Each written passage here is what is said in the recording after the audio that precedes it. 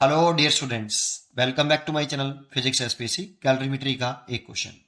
If 1 gram of steam at 100 degree Celsius, steam is mixed with 1 gram of ice at 0 degree Celsius, then resultant temperature of the mixture is charge करके। तो 1 ग्राम steam है 100 degree Celsius, इसको mix कर रहे हैं 1 gram of ice at 0 degree Celsius में। इस पूरे को एक सिस्टम कंसिडर कर लीजिए और ये सिस्टम कंसिडर करके ये एज्यूम कर लेते हैं ये सिस्टम सराउंडिंग के साथ, दैट मीन्स आउटसाइड से ना हीट एनर्जी एब्जॉर्व करेगा ना रिलीज करेगा, लेकिन ये एक दूसरे से एनर्जी का रीडिस्ट्रीब्यूशन कर सकते हैं। एनर्जी का रीडिस्ट्रीब्यूशन कर सकते हैं, एक पॉइंट। दूसरा, जानते हो जब स्टेट सेम कर लेते हैं बेटा दोनों की, जब भी इस तरह का क्वेश्चन आता है दोनों की स्टेट सेम करनी है, जैसे ये स्टेट स्टीम है ये स्टेट आइस है, तो दोनों की स्टेट सेम बनाओ, वाटर बना लो, है ना। और टेम्परेचर भी कॉमन करते हैं, टेम्परेचर भी कॉमन। ठीक है, समझते हैं कैसे करते हैं। सबसे पहले आप इस स्टीम को वाटर में कन्वर्ट कर लो। जानते हो स्टीम वाटर में जो कन्वर्ट होता है, कोई लिक्विड वेपर्स में जो कन्वर्ट होता है वो बॉइलिंग पॉइंट पर होता है बस केवल, और वाटर का बॉइलिंग पॉइंट 100 डिग्री सेल्सियस होता है, तो कन्वर्ट हो जाएगा। स्टीम से जब वाटर बनता है तो एनर्जी वो रिलीज करता है, और वाटर से स्टीम बनेगा तो एनर्जी एब्जॉर्ब करता है। तो 1 ग्राम वाटर बना लो, 1 gram water at 100 degree Celsius, और जब स्टेट चेंज होती है तो कांस्टेंट टेम्परेचर पर होती है, तो कांस्टेंट टेम्परेचर है तो बना लिया। तो इस वाली कंडीशन में जो एनर्जी इसने रिलीज करी, Q बराबर mass into latent heat of vaporisation. अब हमें कुछ यहाँ पे ये टर्म याद होनी चाहिए कि जैसे latent heat of vaporisation of steam जो होती है वो 540 कैलोरी पर ग्राम होती है। तो मास तो 1 ग्राम है और ये 540 कैलोरी आ जाएगी। इतनी कैलोरी, फिर 540 कैलोरी हीट एनर्जी स्टीम से जब वाटर में कन्वर्ट हुआ तो इतनी एनर्जी रिलीज हुई। अब देखो इसको जीरो पे लेके आए या नहीं लेके आए वो बात का फैक्टर है, पहले यहाँ स्टेट सेम करो। अब इस वाले को भी वापस लेके आओ। जानते हो स्टेट यहाँ पे चेंज करना, आइस को वाटर में लाना है, सॉलिड को लिक्विड में कन्वर्ट करते हैं। जब भी सॉलिड को लिक्विड में और लिक्विड को सॉलिड में कन्वर्ट करें तो वो मेल्टिंग पॉइंट पर या फ्रीजिंग पॉइंट पर होता है, और वाटर का फ्रीजिंग पॉइंट 0 डिग्री सेल्सियस होता है ना। तो इसीलिए यहाँ पर ये 0 डिग्री सेल्सियस ही है, इसीलिए ये 1 ग्राम ऑफ वाटर में कन्वर्ट हो जाएगा कांस्टेंट टेम्परेचर पर 0 degree Celsius. Latent heat of fusion of ice is equal to होता है 80 कैलोरी पर ग्राम। तो Q is equal to mass into latent heat of fusion. जानते हो जब आइस से वाटर में कन्वर्ट होता है तो ये हीट एनर्जी एब्जॉर्ब करता है। जब सॉलिड से लिक्विड में कन्वर्ट करेंगे तो एनर्जी एब्जॉर्ब करेगा, तो इसने आइस ने हीट एनर्जी एब्जॉर्ब करी होगी, आइस ने ली होगी हीट एनर्जी। कितनी?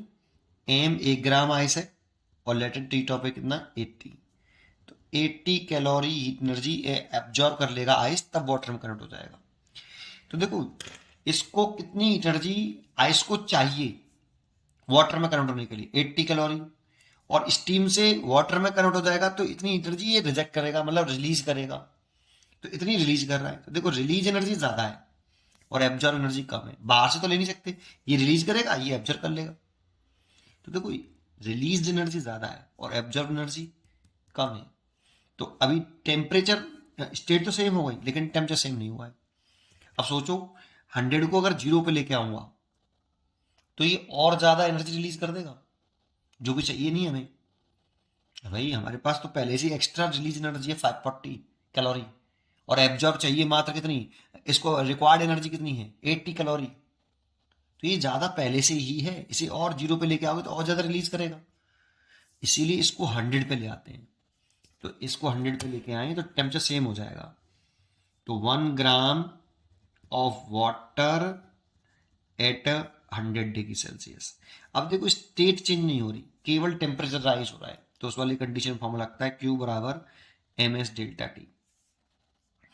तो M कितना, एक स्पेसिफिक हीट ऑफ वाटर हमें याद होना चाहिए 1 calorie per gram degree Celsius.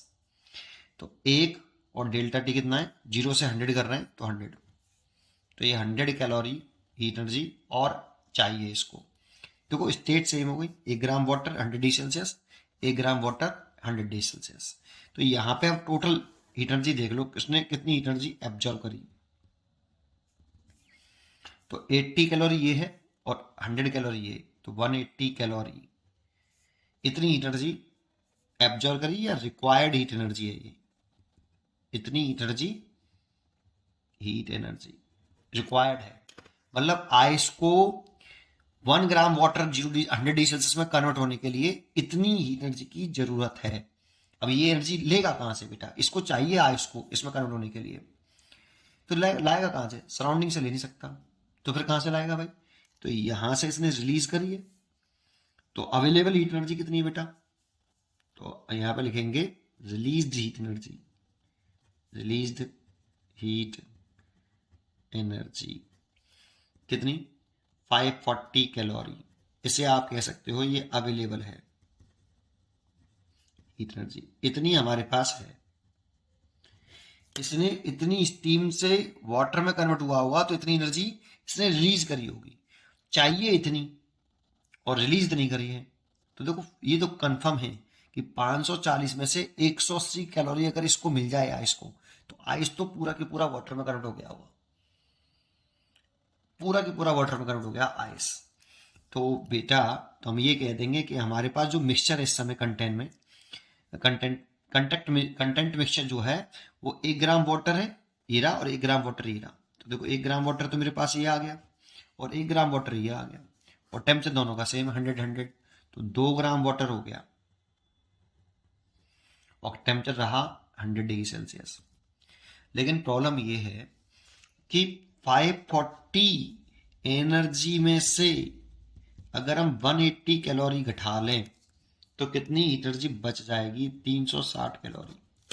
ये बच गई, रिलीज अवेलेबल हीट एनर्जी अभी भी मेरे पास है भाई।